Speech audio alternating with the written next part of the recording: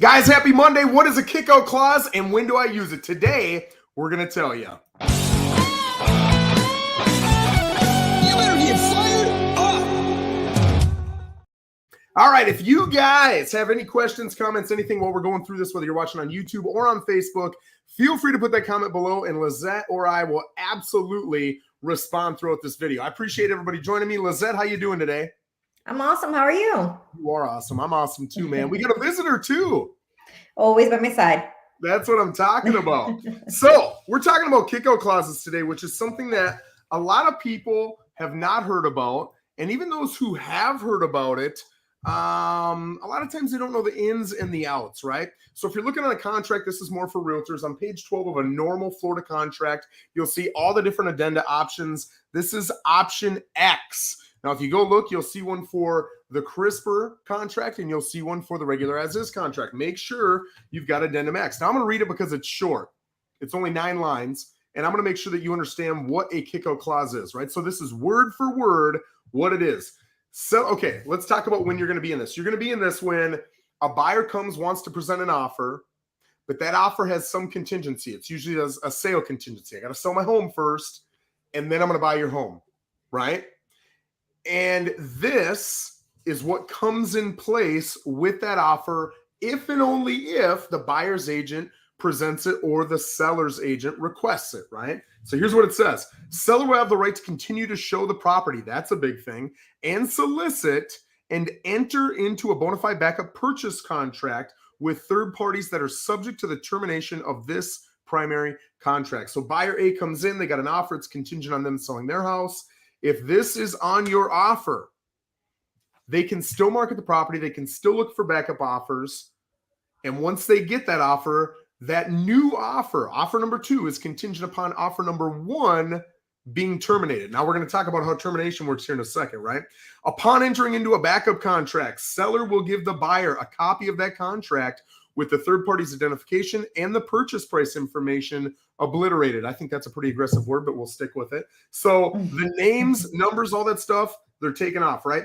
To continue with the primary contract, contract number 1, buyer must make an additional deposit. This is an escrow deposit of blank dollars. You get to pick. In fact, it's the only option you get to pick is how many dollars. I'm guessing that number is usually going to be 5, 10 grand, right? To an escrow agent, whoever you're already with, within 3 days of receipt of that backup contract, right? So backup contract comes on a Tuesday.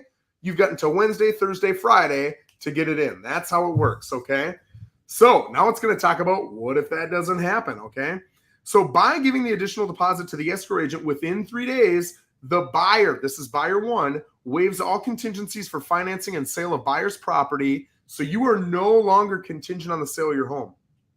So you're only going to give that money if your home is under contract and you're confident in it closing, or if you have the means to purchase that home, whether your initial home sells or not, and you actually desire to do so, right? The additional deposit will be credited to the buyer at closing. That's normal. If the buyer fails to timely make the additional deposit, then this primary contract, contract 1, shall terminate and buyers shall be refunded the deposit. So the buyer's going to get their deposit back, thereby releasing the buyer and the seller from all further obligations under this contract. And then boom, you can move on to contract number 2. Now, Lissette, here's where I want to ask you from a buyer's perspective, what do you like about this? What do you not like about this? So from a buyer's perspective, I've had buyers that makes them a little bit nervous just because they know the property is still being shown. They still have the opportunity to receive offers above asking or better contingencies or no contingencies in the offer that they have at hand. They may be asked to go ahead and give additional deposit, which either they may not feel comfortable of or they don't have at the moment because they're waiting for this property to sell. They're asked to put more skin in the game also when they're already in kind of a sticky situation when you have to make sure your property sells in order to buy another property. So it makes them a little bit nervous. At the same time, buyers think of it, well, it's giving the seller a little bit more reassurance to trust us. We're letting them show the property.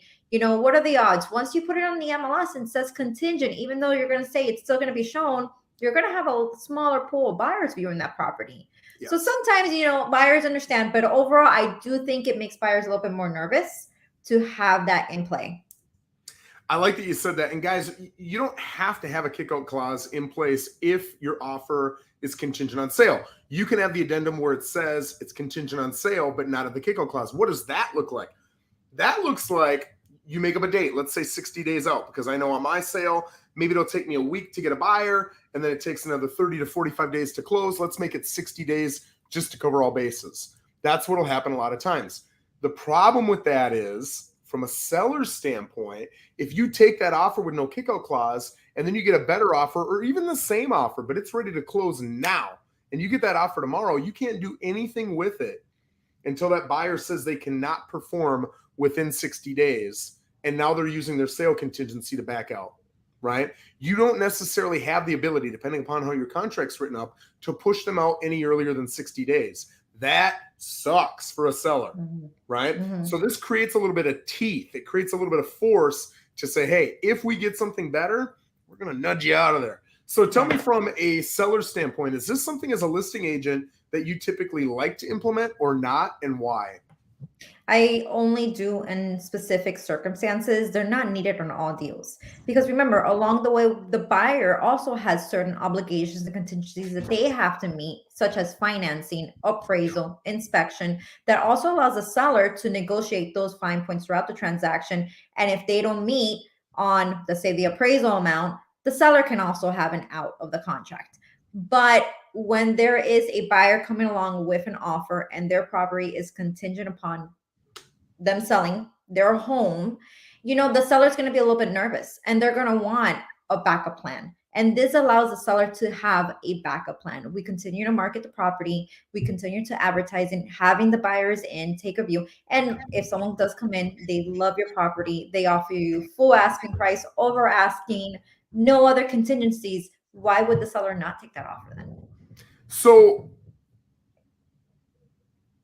what would you say to a buyer who says, Lissette, I want to sell my house with you and I want to buy another house, but I can't buy a house unless I sell my house. So I want to put an offer in, but I don't want to do this kickout clause.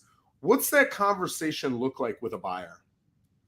Well, first of all, I really don't recommend going and putting a property under contract unless you have your property under contract.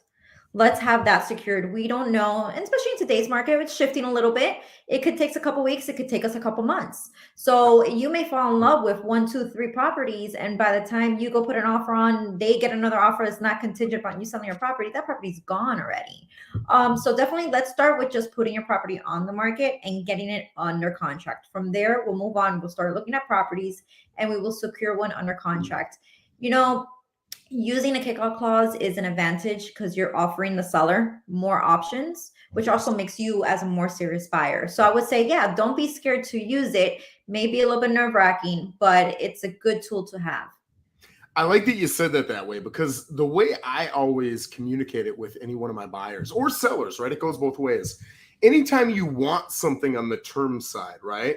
Whether you want not to have a kickout clause, or maybe you want to move your stuff into their garage a week early, man, that can be a challenge. Or whatever it is, whatever challenging term you want to ask for, you can ask for it and you will find it, but you're going to find it at a price, right? You might have to pay more money for that as a buyer if you want that term. As a seller, if you want, the typical thing I've been hearing lately is, I want to sell it and then lease it back for 30 days while I find that place for me. Can you do it?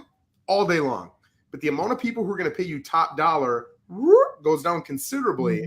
So you're losing, whatever, $10,000, $20,000, $30,000 on your sale. So the question really isn't, can you do it? You absolutely can do it. The question is, are you willing to give up $10,000, $20,000 worth of price to get that convenience, right? That's the question. So I love that you worded it that way. Is there anything else that you would tell a buyer, seller, or even a buyer's agent, seller's agent about this before they decide to move forward with it or not move forward with it? I think it's also important to understand this is not a way to get out of the contract no matter what. You have to have specific things in place in order for this to be effective, in order to use it. Yep. So for example, if there's something not going right on your buyer's property that they have contingent and it may fall apart, but they still have that window that they could work with and try to get another offer in and get another buyer. And doesn't automatically say, oh, I'm out. This is too much for me to handle. No, Yep. you need to allow them and give them that time if you don't have an offer in hand. Now, if you do have an offer in hand, you do need to present that offer. You could redact the information on it, but you do have to show the other party, I did get an offer with these terms. You brought up the fact that sometimes some people will say, man, this is getting too overwhelming. Let's just back out. I'll tell you right now, if you guys have the emotional strength to stick with it, it's incredibly stressful, right? Even for us as agents, we do it every single day. You fall in love with people. You fall in love with their stories. You fall in love with their situation and what they're trying to accomplish.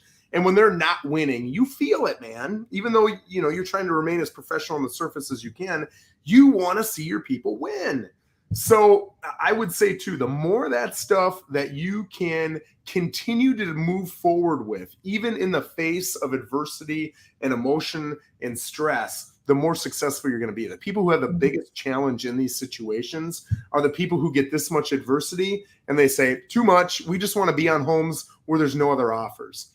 The homes where there's no other offers are the homes that are either overpriced or look like crap. That's it. The homes that are selling that attract everybody, those are the ones that are really nicely priced and they look amazing. So, Lissette, I appreciate you bringing this this great topic up. It's something that really a lot of people maybe think of the concept, but they don't know how it works in real estate specifically. And even with realtors, I would guess maybe half of realtors either haven't used this, haven't done it before, maybe don't know what it is fully. So it's just a great topic to bring up. So, guys, again, if you've got any questions, comments, anything like that, whether you're watching on YouTube or on Facebook, feel free to put them out and we will get back to you. Lissette, as always, I appreciate you joining me, my friend.